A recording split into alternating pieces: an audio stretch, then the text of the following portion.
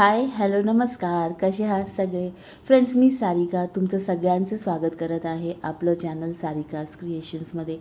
So आजच्या व्हिडिओमध्ये मी तुमच्यासोबत शेअर करणार आहे काहीतरी खास रेसिपी. ती नक्की बघा.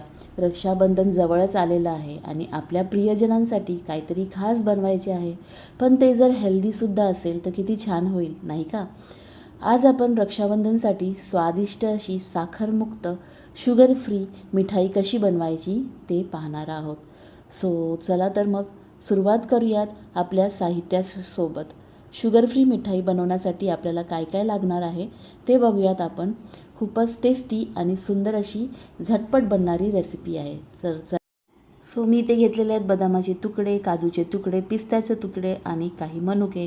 तुम्ही काळ्या मनुकासुद्धा ॲड करू शकता. इथे घेतलेल्या आहेत गुलाबाच्या पाकळ्या डेकोरेशनसाठी आणि त्याच्यात ॲड करण्यासाठी, आणि काही खजूर बिया काढून घेतलेल्या आहेत. सो पॅन गरम करून घेतला, त्याच्यात ॲड केलं 1 चमचा तूप. आणि आता मी हे सगळे जे ड्रायफ्रूटचे तुकडे आहेत ना ते सगळे छान प्रकारे परतून घेणार आहेत. थोडंसं रोस्ट करायचं आहे म्हणजे मॉइश्चर कमी होऊन जातो आणि हे बनवल्यानंतर टिकतंही बऱ्याच दिवस. आणि आता बघा ड्रायफ्रूट्स रोस्ट झाले आहेत, तर आता मी त्याच्यात भरून गुलाबाच्या पाकळ्या ॲड केलेल्या आहेत. थोड्याशा कुस्करून टाकायच्या आहेत, ते सुद्धा परतून घेणार आहे. हे छान प्रकारे आपलं आता परतून झालं आहे आणि आता आपण त्याला एका प्लेटमध्ये काढून घेणार आहोत. सो हे काढून आता आपण साईडला ठेवून देऊया गार होण्यासाठी. त्याच्यानंतर सेम पॅनमध्ये परत मी 1 चमचा तूप ॲड केलेला आहे आणि त्याच्यात जे खजूर आहेत आपण बिया काढून घेतलेल्या आहेत, तुम्ही सीडलेससुद्धा घेऊ शकता.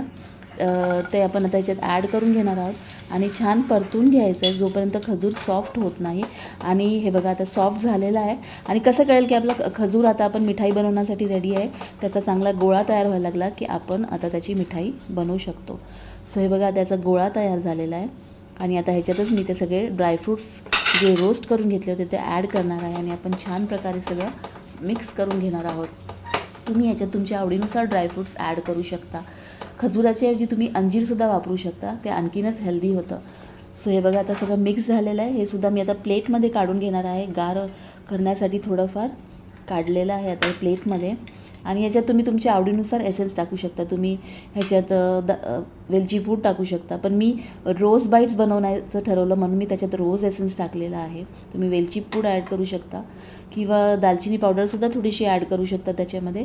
आता हे सगळं मी मिक्स करून घेणार आहे रोज एसेन्स ॲड केल्यानंतर.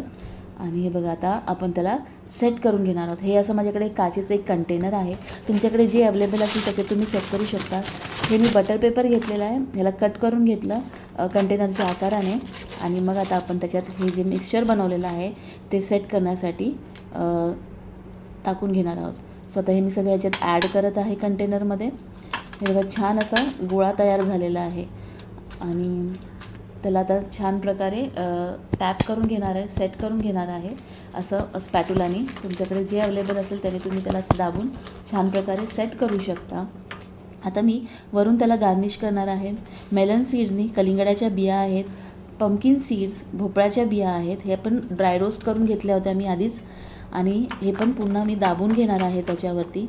आणि नंतर त्याच्यात ॲड करणार आहे वरून गुलाबाच्या पाकळ्या. खूप छान दिसतं आणि खूप टेस्टीही लागतं, याच्यामुळे एक छान फ्लेवर येतो. हे सुद्धा मी आता छान प्रकारे प्रेस करून घेणार आहे, मग ते छान सेट होईल. हे तुम्ही असं बाहेर ठेवूनही सेट करू शकता. 3 ते 4 तास बाहेर ठेवावं लागतं, पण तुम्हाला दाखवायचं होतं म्हणून मी फ्रीजमध्ये ठेवून घेतलं होतं. हे बघा आता आपलं हे रोज बाईट्स तयार. बाईट्स म्हणजे आता करायचे आहेत, पण हे सेट झालेलं आहे. आपण याचे आता तुकडे करून घेणार आहोत. हे बघा किती सुंदर दिसत आहे ना, कलरफुल. आता मी सुरीने याचे तुकडे करून घेत आहे. हे बघा छान असे छोटे छोटे तुकडे करून घेणार आहे स्क्वेअर आकारामध्ये. आणि हे बघा आता आपले हा पीस तयार झालेला आहे रोज बाईटचा. किती सुंदर दिसत आहे ना, सगळीकडून असा इवन आहे, कट झालेला आहे. बघा किती छान दिसत आहे. सो आता मी ह्याला म्हणजे कसं आपण ह्याला ठेवू शकतो किंवा पॅक करू शकतो ते दाखवते. माझ्याकडे असे हे छोटेसे द्रोण आहेत किंवा कप असतील तेही चालतील, त्याच्यात मी ठेवून घेतलेलं. आणि हे कसं एक रॅपिंग पेपर आहे चॉकलेटचा, त्याच्यातही तुम्ही असं रॅप करू शकता. आणि कोणाला जर गिफ्ट करायचं असेल असे रॅप करून एका बॉक्समध्ये पॅक करून तुम्ही ते गिफ्ट करू शकता. सो हे असं एक तुम्हाला मी दाखवलं आहे की कसं रॅप करायचं चॉकलेट पेपरमध्ये. आणखीन वेगवेगळ्या पद्धती आहेत ते तुम्ही वापरू शकता. सो फ्रेंड्स, कशी काय वाटली तुम्हाला ही माझी रोज बाईटची रेसिपी आणि रक्षाबंधनसाठी स्पेशल अशी रेसिपी? जर आवडली तर नक्की ट्राय करून बघा आणि मला कमेंट सेक्शनमध्ये सांगा की कशी वाटली तुम्हाला ही रेसिपी. सो फ्रेंड्स, व्हिडिओ आवडला असेल तर व्हिडिओला लाईक करा, कमेंट करा आणि चॅनलला सबस्क्राईब करायला विसरू नका. हे बघा किती सुंदर दिसत आहे ना. सो ही आहे आपली खास रक्षाबंधनसाठी रेसिपी, शुगर फ्री मिठाई. सो फ्रेंड्स, पुन्हा भेटूयात नवीन रेसिपीसह. तोपर्यंत bye bye, have a nice day and take care.